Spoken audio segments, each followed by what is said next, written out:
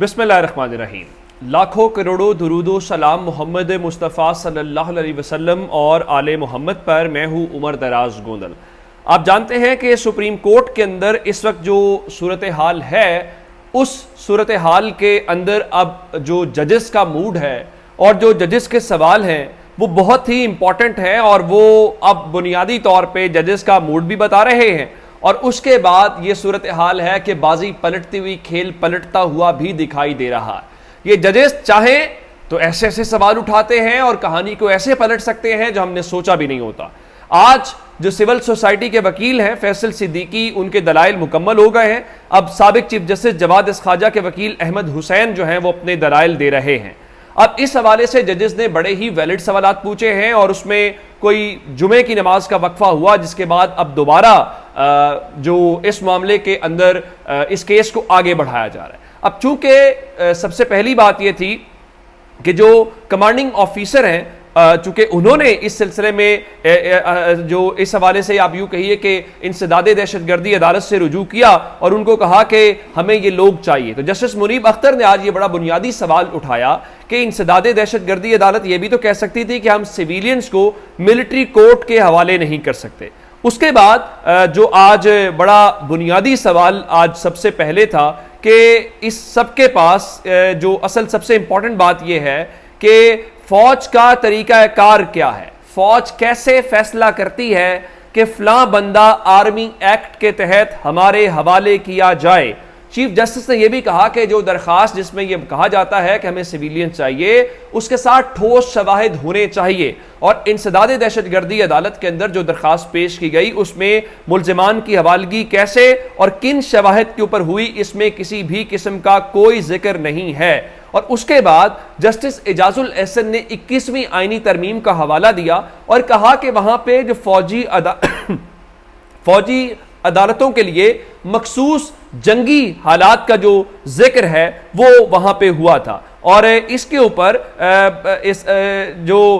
वहां पे chief justice ने सवाल किया, सवाल यह है कि क्या सिविलियन जिनका फौज से ताल्लुक नहीं है उनका मिलिट्री कोर्ट में ट्रायल हो सकता है, जिस पे वहां पे जो वकील फैसल सिद्दीकी सिविल सोसाइटी के वकील थे उन्होंने कहा कि मौजूदा हालात में सिविलियन का मिलिट्री कोर्ट में ट्रायल नहीं हो सकता। जबकि साबिक चीफ जस्टिस के वकील जो हैं जवाद ख्वाजा के अहमद हुसैन, उन्होंने कहा कि हमारा नुक्ता यह नहीं है कि लोगों के खिलाफ कार्रवाई ना हो, हमारा नुक्ता यह है कि फौरन यानी ये कार्रवाई सिविलियन अदालतों के अंदर होनी चाहिए, ये मिलिट्री कोर्ट्स के अंदर नहीं होनी चाहिए। हमारा प्रॉब्लम, हम ये नहीं कह रहे कि अगर किसी ने जुर्म किया है तो उसको छोड़ दिया जाए, हमारा प्रॉब्लम यह है कि उसके खिलाफ ट्रायल कहां पे होना है।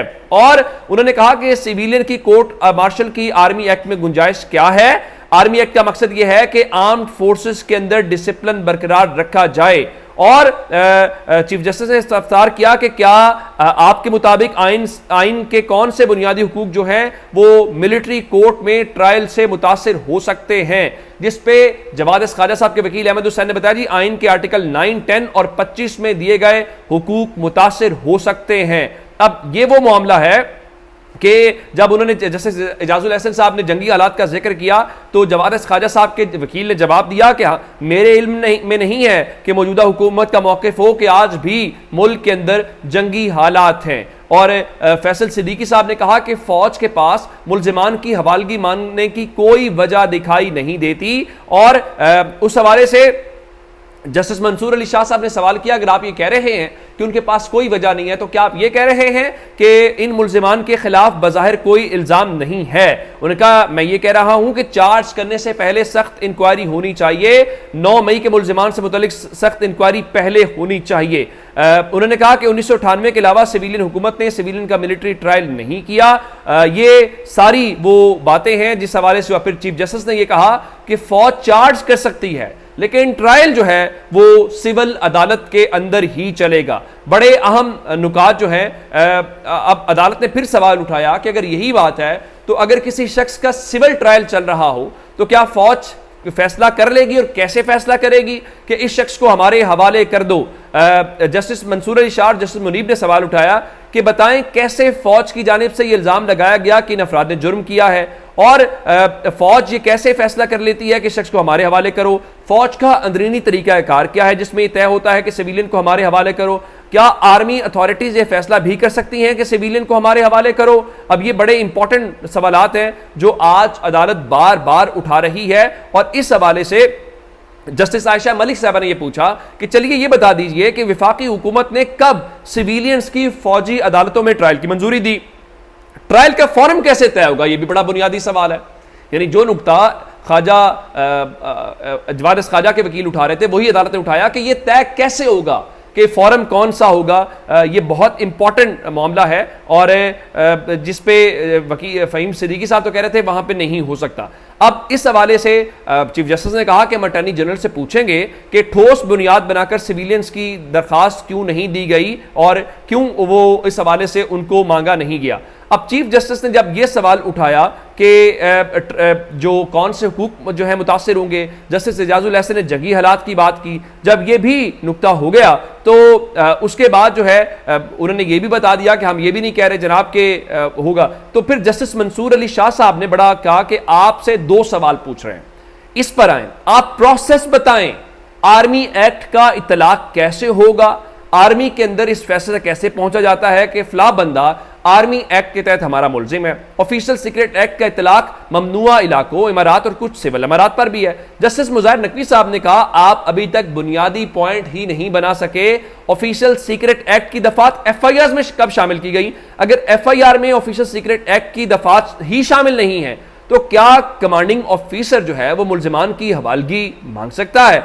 ये एक बड़ा अहम सवाल था कि ये अब फौज बुनियादी के हवाले से, फौज के हवाले से जो चीज़ें हैं वो बड़े मुनासिब जो है। फिर चूंकि बुनियादी हुकूक का मामला है तो ये कहा गया कि हमें तो माजी के जो फैसले हैं मिलिट्री कोर्ट्स के उन तक भी एक्सेस नहीं है।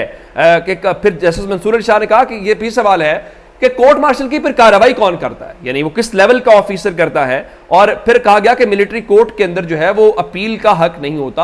हाँ, कुलभूषण यादव के लिए चूंकि वो इंटरनेशनल कोर्ट ऑफ जस्टिस का हुक्म था, उसकी बुनियाद के ऊपर खुसूसी तौर पे अपील का जो हक है वो दिया गया। अदरवाइज उन्होंने कहा कि इस पूरे प्रोसेस के अंदर जो आर्मी चीफ है वही फाइनल अथॉरिटी होते हैं। फिर वारिस ख्वाजा साहब के वकील ने एक और बड़ा ही बुनियादी सवाल उठाया। उन्होंने कहा कि आर्मी की सीनियर कमांड ने, जो फॉर्मेशन कमांडर्स इजलास के अंदर पता चला, आर्मी की सीनियर कमांड ने प्रेस रिलीज में नतीजा अखज किया कि नाकाबिले तरदीद शवाहिद है, यानी नताइज पहले अखज करने के बाद वो खुद कैसे जज हो सकते हैं? सीनियर कमांड के फैसलों के बाद क्या फौजी अदालत में बैठा हुआ कोई अफसर फेयर ट्रायल फॉलो करेगा? यानी उनके मुताबिक चूंकि फौज के अंदर चेन ऑफ कमांड होती है उसको फॉलो किया जाता है। जब सीनियर ऑफिसर्स ये कह रहे हैं कि नाकाबिले तरदीद शवाहिद हैं तो उनके मुताबिक जो लोअर लेवल के ऊपर ऑफिसर होगा वो कैसे इस चीज को इससे हटेगा या वो फेयर ट्रायल के उस बुनियादी उसूल को। अब इस सारी सूरत हाल को लेके हुकूमत के अंदर बहुत बेचैनी है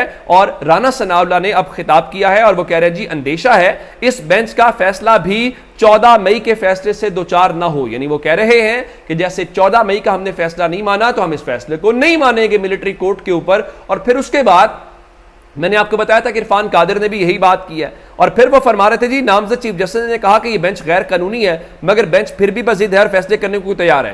यानी हुकूमत के लिए नामजद चीफ जस्टिस से मुराद यह कि काजी फाइज ईसा जो बात करें वो ठीक है, बाकी सारी बातें गलत हैं। अब सवाल ये होता है, तारिक मसूद साहब कल कह रहे थे बेंच गलत है तो जस्टिस तारिक मसूद साहब बाकी बेंचेस में क्यों बैठ रहे हैं? पनामा के अंदर जमात इस्लामी वाला केस क्यों सुना? वो भी तो 184(3) का केस था। तो ये चीजें इस किस्म की है। लेकिन इमरान खान के हवाले से कुछ खबरें हैं कि रात को इमरान खान से बड़े अहम मुलाकात हुई है। मुलाकात से मुराद ये राब्ता हुआ है जिसके बाद कुछ मामलात और हो रहे हैं। उनमें एक शख्सियत जो है वो सहाफ़ी है और एक जो कुछ ताजिर है वो पहले भी ज़मान पाक आए थे और इनमें से जो एक शख्स है उनका नवाज शरीफ से भी चंद रोज कबल फैसला हुआ है। तो अगले 1-2 रोज के अंदर कुछ इंपॉर्टेंट डेवलपमेंट्स हो सकती हैं जो अनएक्सपेक्टेड हूं, जो आप और मैं एक्सपेक्ट ना कर रहे हूं। लेकिन चूंकि कुछ मुलाकातें, कुछ राब्ते, कुछ चीजें ऐसी बिहाइंड द कर्टन चल रही हैं जिससे सूरत हाल पलट भी सकती है। अपना बहुत सारा ख्याल रखिएगा। खुदा हाफिज।